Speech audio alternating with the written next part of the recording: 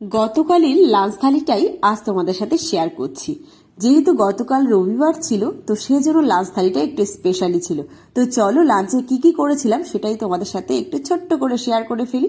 প্রথমেই নিয়েছিলাম গরম গরম এক বাটি সাদা ভাত, সঙ্গে নিয়েছিলাম একটু স্যালাডের শসা, আর তার সাথে করেছিলাম ইলিশ মাছ ভাজা।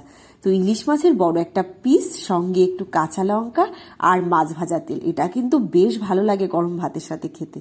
তার সাথে করেছিলাম ঝিরিঝিরি করে উচ্ছে ভাজা, সঙ্গে ছিল আমার বরের সব থেকে পছন্দের শাপলা ভাজা, আর সঙ্গে করেছিলাম কাঁচা কলা আলু দিয়ে ইলিশ মাছের একটা পাতলা ঝোল। আর যেটা না হলে রবিবারটা পুরোই অসম্পূর্ণ আমার ছেলের কাছে মনে হয়, সেটা হলো মাংস। তো মাংস তো আমাকে করতেই হতো। তো আজকে করেছিলাম একদম চিকেনের পাতলা, একদম লাল লাল করে ঝোল করেছিলাম। তো তোমাদের কাছে আজকের থালিটা কেমন লাগলো অবশ্যই কিন্তু কমেন্টে জানিও। আর ভালো লাগলে প্লিজ তোমরা একটা লাইক, সাবস্ক্রাইব করে পাশে থাকার অনুরোধ রইল। ধন্যবাদ।